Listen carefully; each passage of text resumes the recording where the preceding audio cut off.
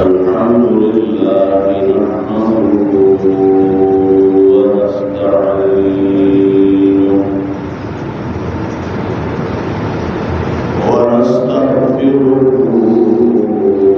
ونؤمن به ونتوكل عليه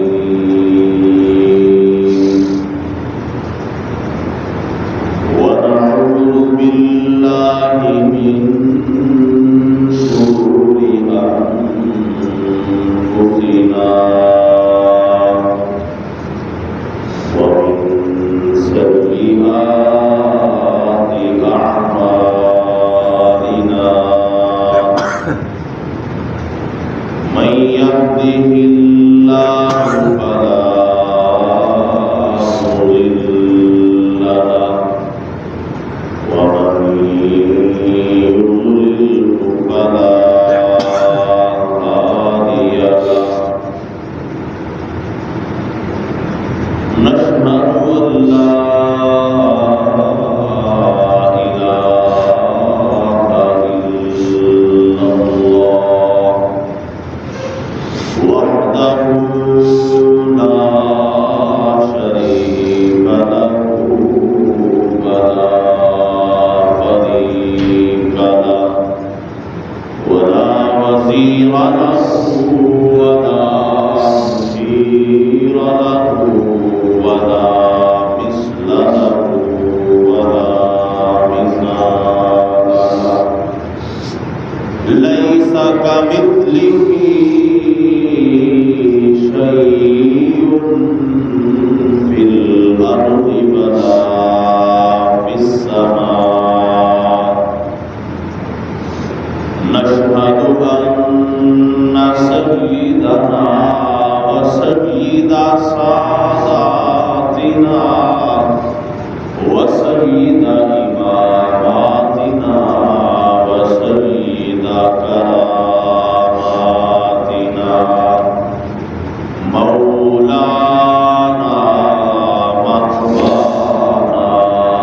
ملجانا محمدا عبده ورسوله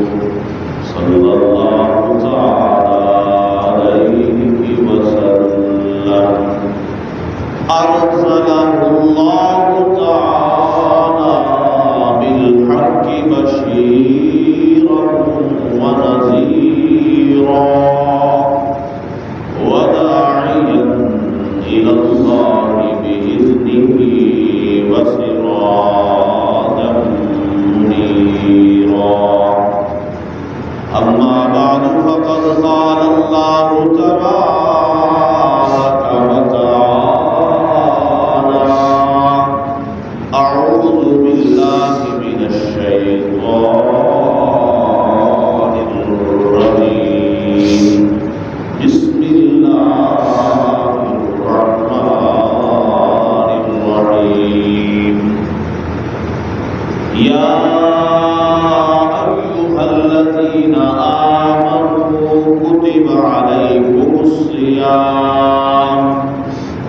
كتب عليكم الصيام كما كتب على الذين من قبلكم لعلكم تتقون قال النبي صلى الله عليه وسلم من صام رمضان فقامه إيمانا واحتسابا غفر له ما تقدم من ذنبك وما تأخر أو كما قال صدق الله وصدق رسوله النبي الكريم الأمين ونحن على ذلك لمن الشاهدين والشاكرين والحمد لله رب العالمين یا الہی جب تک میرے جسم میں جان یا الہی جب تک میرے جسم میں جان رہے تیرے صدقے تیرے محبوب پہ قربان رہے، میں رہوں یا نہ رہوں پر دل کی یہ دعا ہے کہ دین احمد رہے اور عزت قرآن رہے۔ سارے شباب کے ذوق و شوق کے ساتھ نماز شریف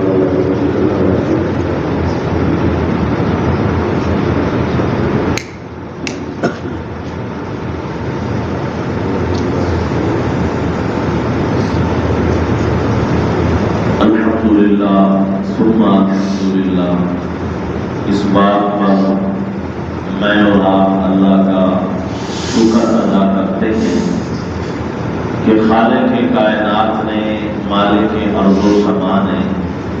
مجھ اور آپ پر کرم کیا، مہربانی کی، ہمیں زندگی بخشی اور صحت مع قبولیت کے ہمیں یہ جمعۃ المبارک کی گھڑی نصیب فرما دی۔ ایک تو اس کا کرم یہ ہے کہ اس نے ہمیں موقع دیا، دوسرا مہربانی یہ کی کہ صحت بھی عطا کی، یہ بھی اللہ کی بڑی نعمت ہے۔ کتنے لوگ ہیں قد و قامت جس سے جسیم رکھنے والے، لیکن ہسپتالوں میں اس وقت بھی کتنے مراحل سے گزر رہے ہیں۔ تو اللہ تعالیٰ کی ان نعمتوں کا شکر ادا کرنا، اس میں ہماری اپنی ذات کا خواہش، نہ کوئی اللہ پر احسان ہے، نہ کوئی کمال ہے،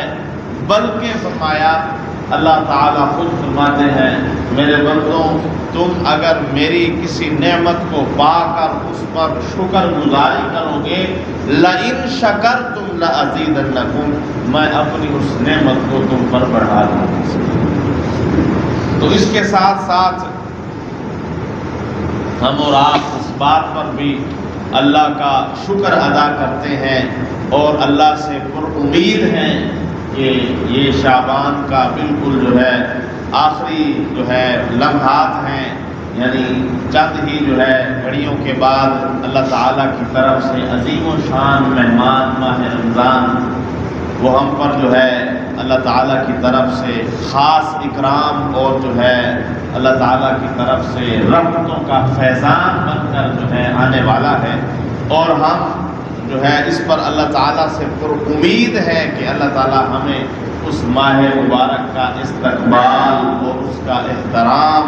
اور اس کی صحیح معنی جو خدمت ہے اور اس کا صحیح معنی جو حق ہے ہم سے ادا کروا دیں۔ اور یہ بھی اللہ تعالیٰ کی نعمت عظمیٰ ہے کہ کتنے لوگ ہیں جو پچھلے رمضان المبارک کے مہینے کے اندر تھے، اس رمضان المبارک کے اندر نہیں۔ تو اس کے لیے ابھی سے جو ہے رسول اللہ صلی اللہ علیہ وسلم جو شعبان کا آخری جمعہ ہوتا تھا، صحابہ اکرام سے مروی ہیں یہ روایتیں، وہ آپ رمضان المبارک کے اوپر پڑھاتے تھے کہ بھائی ان قریب تم اس مہمان سے ملنے والے ہو جس کے متعلق خود اللہ جل شانہ کی طرف سے اعلان ہے کہ میرا وعدہ ہے کہ جو اس ماہ مبارک کو پالے اور پھر اس ماہ مبارک کی قدر کر لے، میں اس کو جو ہے خوشخبری دے رہا ہوں کہ اس کو گناہوں سے ایسے پاک کر دوں گا جیسے ماں کے پیٹ سے بچہ پاک کرا تھا۔ یہ اللہ تعالیٰ کا جو ہے وعدہ ہے۔ تو اس پر رسول اللہ صلی اللہ علیہ وسلم اس ماہ مبارک کی مختلف احادیث کے اندر فضیلتوں کو بیان فرمایا کرتے تھے۔ سب سے پہلے تو اس ماہ مبارک کی جو بڑی عبادت ہے وہ روزہ ہے، دن کے اندر جو روزہ رکھا جاتا ہے، تو اس کو ہم اپنے اوپر کوئی بوجھ نہ سمجھیں یا اللہ کی طرف سے جبر نہ سمجھیں، بلکہ فرمایا کہ جب کوئی آزمائش، جب کوئی مصیبت عام ہونا تو اس کی تکلیف کم ہوتی ہے۔ کہ آدمی ذہنی طور پر اطمینان کرتا ہے کہ بھئی سب کو ملی ہے، سب کے ساتھ یہ معاملہ ہوا ہے۔ تو اللہ تعالیٰ بھی فرما رہے ہیں کہ یہ جو روزے کا امتحان ہے، روزے کے اندر جو تمہاری آزمائش ہے، یہ صرف تمہاری نہیں ہے۔ یا ایھا الذین آمنوا، اے ایمان والو،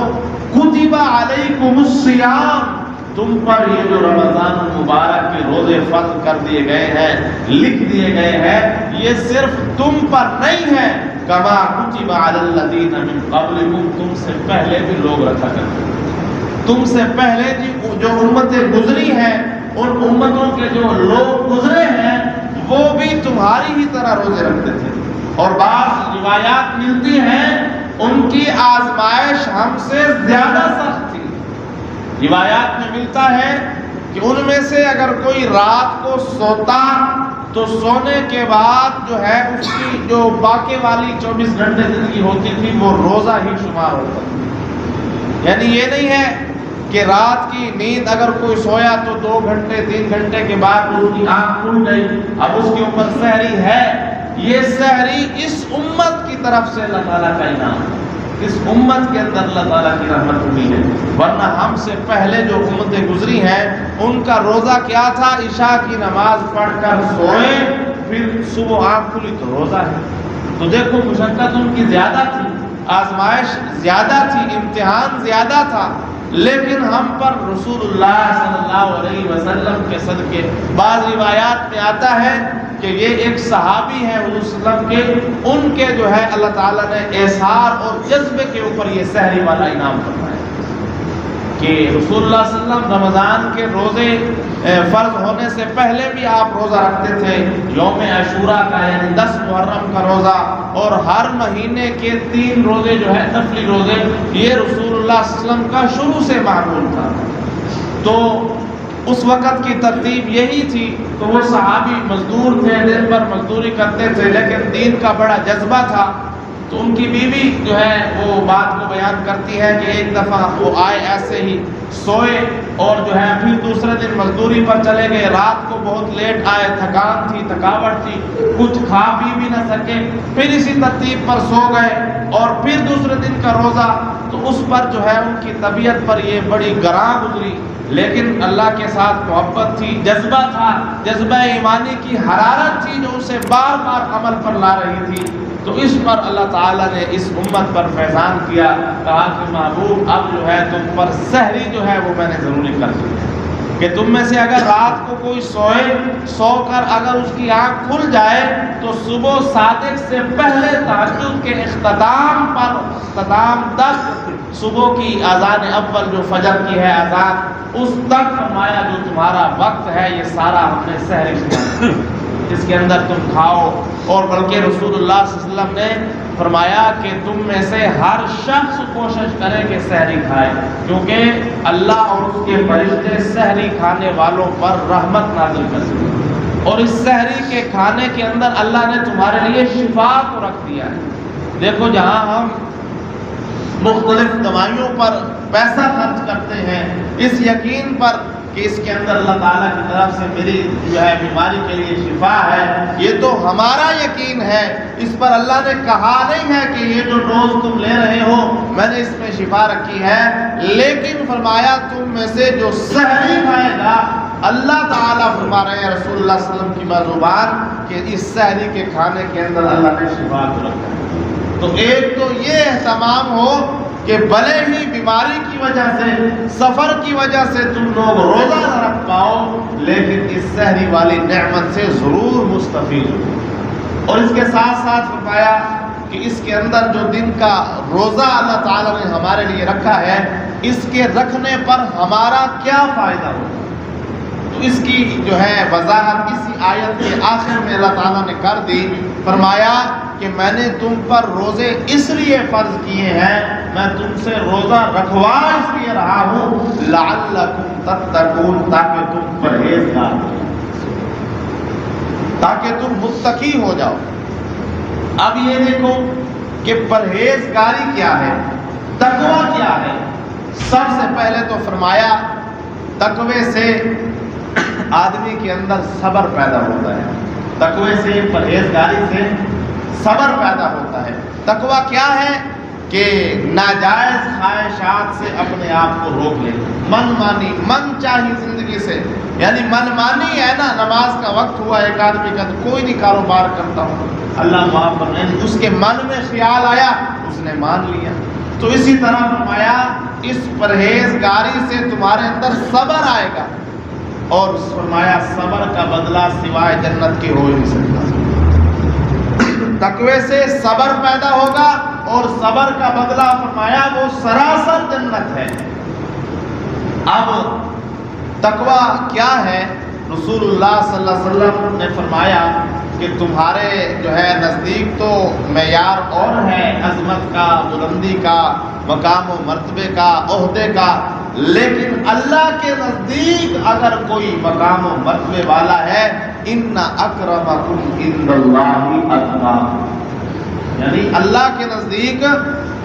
اگر کوئی اکرام والا ہے، عزت والا ہے، محترم ہے، اللہ کے ہاں کسی کے چرچے ہیں، اللہ کے ہاں اگر کسی کا نام ہے تو وہ پرہیزگار ہے، تقوی اختیار کرنے والے کا ہے، متقی کا ہے۔ اس لیے فرمایا نا کہ تم میں سے جب نماز کا وقت ہو، بازار گرم ہو، کوئی کاروبار پر لگا ہوا ہو، گاہکی چل رہی ہو، عین جو ہے مصروفیت کے وقت آذان ظہر ہو جائے، وہ آذان عصر ہو جائے، وہ کاروبار ترک کر دے، خریدنا بیچنا چھوڑ دے اور دکان بند کر دے، سب سے لا تعلقی کا اظہار کر کے اس ذہن کے ساتھ چلا جائے کہ میرے والد کا بلاوا آ گیا ہے، میرے رب نے مجھے بلا لیا ہے۔ فرمایا رجال اللہ تلہیہم تجارت ولا بیع عن ذکر اللہ واقام الصلاۃ وایتاء الزکاۃ۔ اللہ تعالیٰ فرماتے ہیں یہ مرد لوگ ہیں، یہ مردانگی ہے۔ ایک مردانگی کی تعریف ہمارا دوست کرتا ہے، ہمارا بھائی کرتا ہے، ہمارا باپ کرتا ہے، ہماری بیوی کرتی ہے، سن کر کتنا اچھا لگتا ہے، کتنی خوشی ہوتی ہے۔ تو جس کی مردانگی کی تعریف خود اس کا بنانے والا کر رہا ہو، خود اس کا مالک، اس کا خالق اس کو مرد کہہ رہا ہو، تو یہ کتنی بڑی بات ہے۔ فرمایا تم میں سے وہ مرد ہیں کہ جو عین جو ہے خریداری کے وقت، عین جو ہے مصروفیت کے وقت میری آواز سن کر لبیک کہتے ہوئے حاضر ہو جاتے ہیں، وہ صبر کرتے ہیں کہ کوئی بات نہیں، یہ جو میرا مقدر ہے یہ مجھ تک آ کر رہے گا، پہنچ کر رہے گا۔ اور ایسے کرنے پر اللہ تعالیٰ نے جو مدد کی ہے، اللہ تعالیٰ نے جو انعامات کیے ہیں، ہم اور آپ سوچ بھی نہیں سکتے۔ امام احمد بن حنبل رحمۃ اللہ علیہ کے متعلق لکھا ہے، ان کے گھر کے نیچے جو ہے ایک لوہار کا گھر تھا، اور جو ہے وہ لوہار سارا دن اپنی دکان پر لوہا کوٹتا رہتا تھا، لوہے پر جو ہے کام کرتا تھا۔ تو فرماتے ہیں حضرت امام احمد بن حنبل کا انتقال ہو گیا، ان کے بعد اس لوہار کا بھی جو ہے انتقال ہوا، اور دونوں خواب میں ایک شخص کو ملے تو دیکھا کہ امام احمد بن حنبل کے صرف ایک درجے کم اس کا مکان ہے، یعنی اتنے بڑے امام احمد بن حنبل رحمۃ اللہ علیہ، یہ وہ امام ہیں جن کو دنیا میں رسول اللہ صلی اللہ علیہ وسلم کی طرف سے سلام آیا ہے، دنیا کے اندر، اور فرمایا بہت بڑے شیخ الحدیث، تو ان سے صرف ایک درجہ کا اس لوہار کا مقام، اس لوہار کا مرتبہ، درجہ۔ تو خواب دیکھنے والا بڑا متعجب ہوا کہ جو ہے اسے اتنا مقام کیسے مل گیا۔ تو اس نے جب یہ تعجب کیا تو اس نے کہا کہ بھائی یہ مقام جو مجھے ملا ہے یہ میرے ایک عمل کی وجہ سے ہے، وہ یہ ہے کہ جب میں لوہا کوٹ رہا ہوتا تھا، لوہے پر کام کر رہا ہوتا تھا،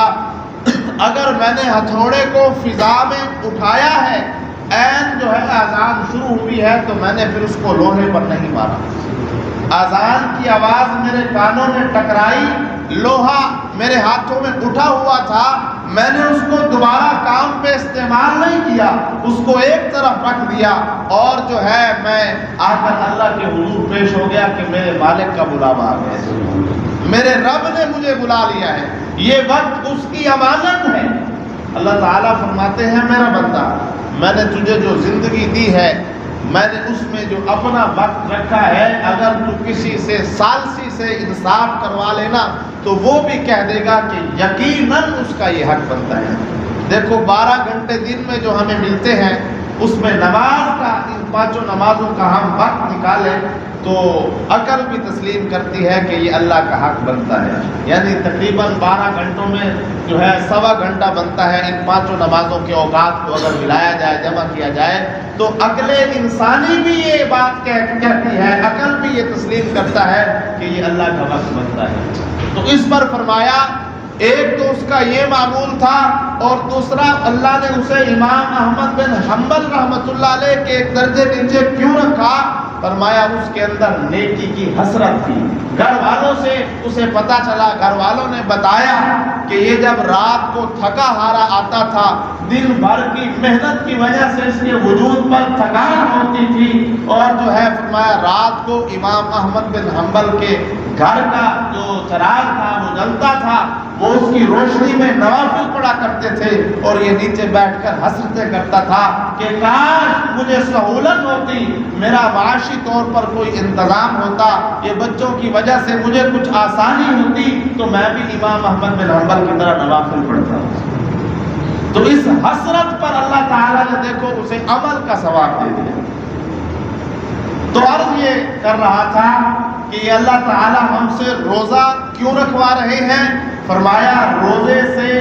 پرہیزگاری پیدا ہوتی ہے، بندہ خواہشات سے رک جاتا ہے۔ روزے میں 3 بڑی خواہشات سے آدمی رکتا ہے، یعنی کھانے سے، پینے سے اور جماع سے، یعنی ہم بستری کرنے سے اپنی جو ہے منکوحہ کے ساتھ، اپنی زوجہ کے ساتھ، ان 3 کاموں کے کرنے سے روزہ جو ہے کلی طور پر ساکت ہو جاتا ہے، روزہ ٹوٹ جاتا ہے۔ تو ان یعنی یہ بڑی خواہشات ہیں، کھانا پینا اور جو ہے خواہش نفسانی کو پورا کرنا۔ تو روزے کے اندر ان تینوں خواہشوں سے رک رہا ہے اور ان تینوں جو ہے خواہشوں کے رکنے پر ہمارا مقام کہاں چلا جاتا ہے؟ ہم اگر تصور کریں تو ہماری مشابہت فرشتوں سے جا ملتی ہے۔ ہماری جو مشابہت ہے یہ کیفیت ہماری فرشتوں کے ساتھ ملتی ہے۔ اسی لیے فرمایا کہ اس رمضان المبارک کے اندر اللہ نے ایک ایسی مبارک رات رکھی ہے جسے لیلۃ القدر کہا گیا ہے۔ فرمایا اس رات جو عبادت میں پایا گیا جبرائیل امین یا سورہ مبارکہ کے اندر روح الامین کا لقب آیا ہے، وہ فرشتہ آ کر اس سے مصافحہ کرتا ہے، فرشتہ آ کر انسان کے ہاتھ میں اپنا ہاتھ ڈالتا ہے۔ یہ مقام و مرتبہ کیوں مل رہا ہے؟ یہ پرہیزگاری پر، اور پھر فرمایا پرہیزگاری کے ساتھ آدمی کے اندر صبر پیدا ہوتا ہے، اور فرمایا صبر کا بدلہ سوائے جنت کے ہو ہی نہیں سکتا۔ تو اس کے لیے اس کے دن کے روزے کو اللہ تعالیٰ نے اپنی قربت کا بہت ذریعہ بنایا ہے، اور یہ مل کیوں رہا ہے؟ یہ رمضان المبارک کی وجہ سے۔ رمضان المبارک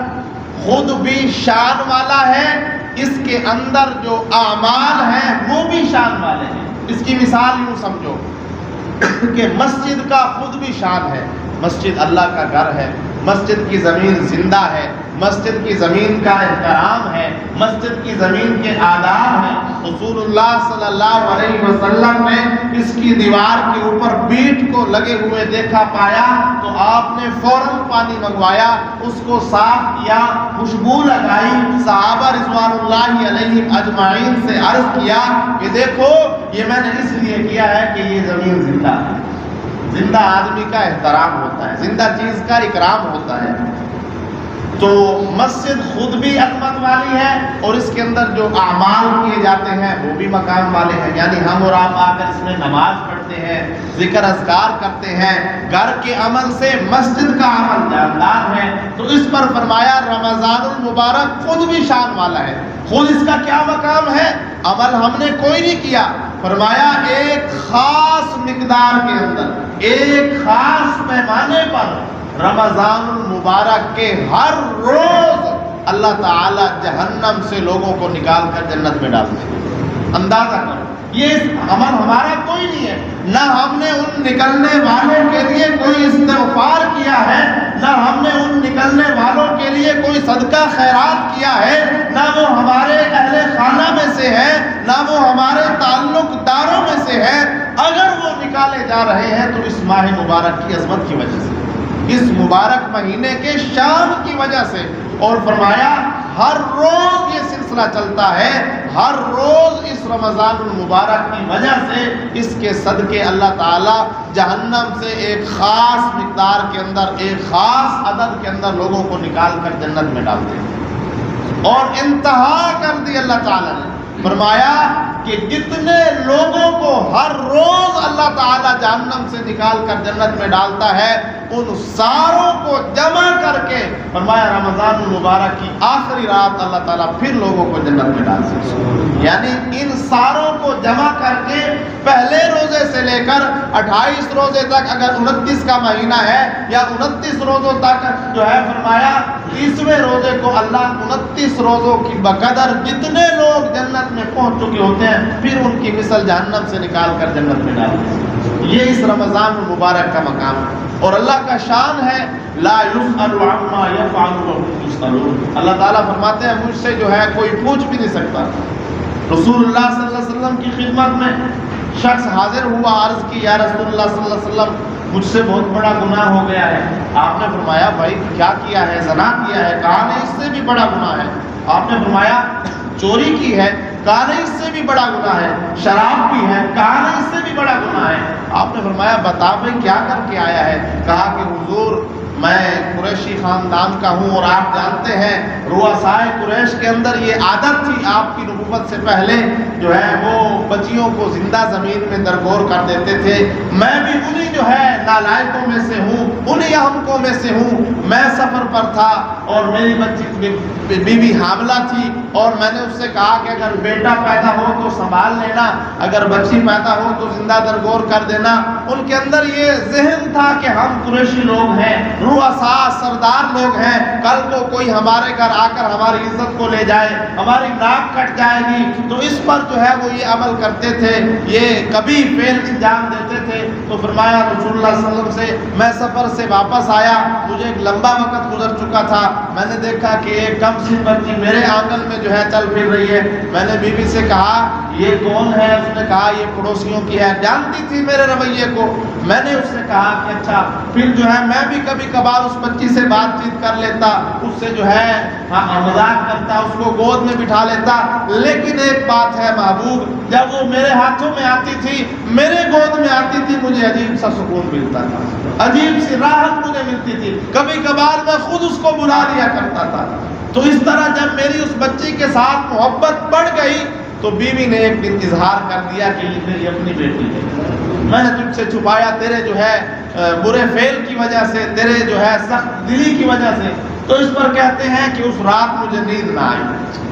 اور جو ہے میں سوچنے لگا کہ یہ کل کو بڑی ہو جائے گی، سرداران قریش مجھے پکاریں گے اور کہیں گے کہ بھائی تو ہمارے خاندان کی ناک کٹوا رہا ہے، تیری بچی کون کوئی لے جائے گا۔ تو کہتے ہیں دوسرے دن صبح میں نے اپنی بیوی سے کہا کہ اس کی تیاری کرواؤ اور اس کو میرے ساتھ روانہ کرو، میں اس کو جو ہے تمہارے ننہال یعنی اس کے جو ہے نانا نانی کے پاس لے چلتا ہوں۔ تو اس پر فرمایا کہ اس نے اچھی طرح نہلایا دھلایا، صاف ستھرا لباس پہنایا، اور جاتے ہوئے میں نے جو ہے کسی بھی جو ہے مٹی کھودنے والی جو ہے کدال وہ بھی لے لی، اور جو ہے بچی کو لے کر چل پڑا ایک ویرانے کی طرف۔ فرماتے ہیں رسول اللہ صلی اللہ علیہ وسلم یہ واقعہ سن بھی رہے تھے، رو بھی رہے تھے۔ رسول اللہ صلی اللہ علیہ وسلم سن بھی رہے تھے، رو بھی رہے تھے۔ تو فرماتے ہیں میں نے ایک دور جو ہے ویرانے کے اندر جا کر زمین کو کھودنا شروع کیا۔ گرمی کے دن تھے، مجھے پسینہ آ رہا تھا، میں کبھی کبھار تھک کر بیٹھ جاتا تھا، وہ بچی جو ہے اپنے دوپٹے کے پہلو سے میرا پسینہ صاف کر دی۔ تو رسول اللہ صلی اللہ علیہ وسلم فرماتے ہیں ظالم تجھے پھر بھی رحم نہ آیا؟ فرمایا محبوب کیا کرتا، عقل نے جو ہے اندھا کر دیا تھا۔ پھر میں نے بڑا سا ایک جو ہے وہ خوہ سا بنایا، وہ گڑا سا کھودا، اور پھر اس بچی کو اٹھا کر میں نے ڈالنا چاہا تو اس نے کہا بابا جان جو ہے آپ یہ ظلم کر رہے ہیں، میں نے آپ کا کیا بگاڑا ہے، آپ مجھے یہیں پر چھوڑ دیں، میں کبھی آپ کے گھر نہیں آؤں گی۔ تو رسول اللہ صلی اللہ علیہ وسلم نے پھر پوچھا کہ یار تجھے پھر بھی رحم نہ آیا؟ تو اس پر اس نے کہا حضور مجھے رحم نہ آیا۔ تو فرماتے ہیں میں نے اس پر جو ہے مٹی ڈالنا شروع کر دی، اور پھر اس طرح اس کو زندہ درگور کر کے آ گئی۔ تو اندازہ کرے رسول اللہ صلی اللہ علیہ وسلم روتے رہے. پھر آپ نے اس سے پوچھا یار اب کیا ہے؟ تو وہ کہنے لگا کہ محبوب بات یہ ہے اب میں راتوں کو سو نہیں پاتا. جیسے ہی میں رات کو سوتا ہوں وہ بچی آ جاتی ہے اور پکار کر کہتی ہے کل کو اللہ کی عدالت ہوگی, رسول اللہ صلی اللہ علیہ وسلم کی گواہی ہوگی, میرا ہاتھ ہوگا تیرا گریبان ہوگا, تو میں رات کو سو نہیں پاتا. تو اس پر رسول اللہ صلی اللہ علیہ وسلم نے فرمایا یار واقعہ ہی تیرا گناہ بہت بڑا ہے, تو نے جیسے کہا تھا واقعہ ہی تو نے جو ہے بہت بڑا گناہ کیا ہے, لیکن تو آ گیا ہے کیونکہ میرے اللہ کا اعلان ہے, ایک خصوصی اعلان ہے. اللہ تعالیٰ نے کسی کو کافر نہیں کہا, ایک شخص کو اللہ نے خود کافر کہا ہے. ایک شخص ایسا ہے جس کے کفر کا فتویٰ اللہ نے لگایا ہے. وہ کون ہے؟ فرمایا وہ شخص ہے جو اللہ کی رحمت سے مایوس ہو جائے, جو گناہوں کو دیکھ کر اپنے برے اعمال کو, برے افعال کو, کہ میں اتنا برا ہوں مجھے کیسے اللہ بخشے گا, میں اتنا برا ہوں میری کیسے مغفرت ہوگی. تو اس پر میں اکثر سنایا کرتا ہوں اللہ تعالیٰ کی جو مغفرت ہے, اللہ تعالیٰ کی جو رحمت کا دریا ہے, اس کے مقابلے میں ہمارے گناہ کچھ نہیں ہے. تو اس پر جو ہے رسول اللہ صلی اللہ علیہ وسلم نے فرمایا تو ہاتھ بڑھا, تو آپ صلی اللہ علیہ وسلم نے اس کو جو ہے کلمہ پڑھایا, یہی کلمہ جو ہم اور آپ پڑھتے ہیں, لا الہ الا اللہ محمد رسول اللہ. اور پھر آپ صلی اللہ علیہ وسلم نے وہاں پر جو ہے یہ اعلان فرمایا صحابہ اکرام کے اندر, اے میرے صحابہ سنو, تم میں سے اگر کسی کی بچی پیدا ہو وہ اس بچی کی پرورش کرے, اچھی تربیت کرے, پھر اچھا رشتہ دیکھ کر جو ہے اسے جو ہے الوداع کر دے, میں محمد صلی اللہ علیہ وسلم اس کو جنت کی ضمانت دیتا ہوں. اتنی رسول اللہ صلی اللہ علیہ وسلم کو محبت تھی اور اتنا آپ صلی اللہ علیہ وسلم کو پیار تھا اپنے امتی کے ساتھ کہ دیکھو کتنا بڑا گنہگار تھا, لیکن آپ صلی اللہ علیہ وسلم نے فرمایا بھائی مایوس نہ ہو, میں جو ہے اپنے مالک کی طرف سے تجھے خوشخبری دیتا ہوں کہ یہاں پر بیٹھ کر اگر تو سچے دل سے یہ کلمہ پڑھتا ہے لا الہ الا اللہ محمد رسول اللہ, تو اللہ تعالیٰ تیرے اس گناہ پر بھی رحمت کا قلم پھیر دے. تو اس کے لیے فرمایا کہ روزہ جو ہے اس ماہ مبارک کے اندر یہ خود بھی بڑے مقام و مرتبے والا ہے, اور اس ماہ رمضان کا جو ہے احترام یہ بہت ضروری ہے. مہمان کا احترام بھی ہوتا ہے, اکرام بھی ہوتا ہے. ایک مہمان آئے, اس مہمان کو اگر آپ گندی جگہ پر بٹھا دیں, اس جگہ پر بٹھا کر بھلے ہی آپ اس سے بات چیت کرتے رہیں, اس کو کھانا وغیرہ کھلائیں, لیکن وہ یہ لوگوں میں ضرور کہے گا کہ بڑا عجیب آدمی ہے یار, اس نے میرا جو ہے احترام نہیں کیا, مجھے پوری جگہ پر بٹھایا. تو اس کے لیے میرے بھائیوں دوستوں بزرگوں اس کے اعمال کے ساتھ, یعنی دن کے رمضان مبارک کا روزہ ہے, رات کو تراویح ہے اور ذکر اذکار ہے, دیگر معمولات ہیں, وہیں پر ہم نے اس کا احترام بھی کرنا ہے. اس کا احترام کیا ہے؟ جن خواہشوں سے اللہ تعالیٰ نے روکا ہے کھلم کھلا ان سے اجتناب کرنا ہے, یعنی اس کے اندر کھلم کھلا کھانے پینے سے بچنا ہے. مشہور روایت, مشہور واقعہ آپ سنتے ہیں کہ ایک شخص جو ہے مذہباً یہودی تھا, اس نے چوک کے اندر اپنے بیٹے کو کھلم کھلا کھاتے ہوئے دیکھا تو اس نے اس کے تھپڑ مارا اور کہا کہ تجھے شرم نہیں آتی, یہ مسلمان کے روزوں کا مہینہ ہے, تو اس مہینے کے اندر کھلم کھلا کھا رہا ہے. اس کا انتقال ہو گیا, کسی کو اس کو جو ہے خواب میں ملاقات ہوگی اس سے, دیکھا کہ جنت کے اندر چل پھر رہا ہے. اس نے کہا یار تو یہودی تھا, تو کیسے بخشا گیا؟ اس نے کہا بس اللہ نے کرم کیا, میرا ایک عمل اللہ کو بھا گیا, اللہ نے مجھے زندگی میں کلمے کی توفیق دے دی, اس کلمے کو پڑھ کر میں یہاں جنت میں داخل ہو گیا. تو اس کے لیے ہم نے اس کا احترام کرنا ہے, یعنی کھلم کھلا کھانے پینے سے, فحش گوئی سے, فضول گوئی سے کم از کم اس کا بڑا احترام یہ ہے کہ جو آدمی 11 مہینوں میں جو ہے مصروف رہا, نمازوں کا اہتمام نہیں کر سکا, مسجد میں نہیں آ سکا, وہ کم از کم کوشش کرے کہ عہد کرے, وعدہ کرے اللہ کے ساتھ, اپنے نفس کو اس پر تیار کرے کہ انشاءاللہ اس ماہ مبارک کی ایک بھی نماز جو ہے اس کی قضا نہیں ہوگی, اور باجماعت نماز کا اہتمام کرے گا. اور اس کے ساتھ ساتھ اس کے جو روزے ہیں, فرمایا جو عاقل بالغ ہے, صحیح سالم ہے, تندرست ہے, آزاد ہے, اس پر جو ہے اللہ تعالیٰ نے اس کے روزوں کو فرض کیا ہے. جس طرح نماز فرض ہے اور رسول اللہ صلی اللہ علیہ وسلم کی حدیث کا مفہوم ہے, آپ نے فرمایا جس نے جان بوجھ کر رمضان المبارک کا ایک روزہ چھوڑ دیا توڑا نہیں، چھوڑ دیا، فرمایا اگر وہ بعد میں زندگی بھر روزے رکھتا رہا تو اس کے ثواب کو نہیں پہنچ سکتا، اس جو ہے ایک روزے کے ثواب کو نہیں پہنچ سکتا۔ اور جس نے جو ہے فرمایا روزہ توڑ دیا، اس کے متعلق شریعت کے اندر کفارے آئے ہیں، اور انشاءاللہ اگلے جمعے بات ہوگی۔ تو اس کے ساتھ ساتھ اس رمضان المبارک کے اندر آپ نے 4 کاموں کی کثرت کرنی ہے۔ 4 کام تو آپ اپنے آپ کو تیار کر لیں کہ ان 4 کاموں کو تو کرتے ہی رہنا ہے۔ جیسے ہم مزدوری کو اپنے لیے کام سمجھ رکھا ہے، ان 4 عبادت کی باتوں کو اپنے لیے کام سمجھنا ہے۔ 2 کام رسول اللہ صلی اللہ علیہ وسلم نے فرمایا کہ وہ اتنے ضروری ہیں کہ انہی پر تمہاری زندگی کا دار و مدار ہے۔ ان میں سے پہلا کام یہ ہے کہ کلمہ طیبہ کا کثرت سے ورد کرنا ہے، یعنی پہلا کلمہ جو ہے لا الہ الا اللہ محمد الرسول اللہ، اس کا آپ نے اپنی زبانوں پر ورد رکھنا ہے، معمول بنانا ہے کہ اس ذکر سے آپ کی زبان تر رہے۔ اور پھر اس کے ساتھ ساتھ جو ہماری بقیہ زندگی گزر گئی ان گناہوں پر استغفار کرتے رہنا ہے۔ اس کے لیے استغفر اللہ استغفر اللہ، اس کا بھی آپ نے معمول رکھنا ہے۔ ان 2 کاموں کو کثرت کے کرنے کے ساتھ 2 چیزیں فرمایا ایسی ہیں جن کے بغیر تمہارا گزارا نہیں ہے۔ ان 2 عبادت کے کاموں، اور یہ 2 بڑے کام ہیں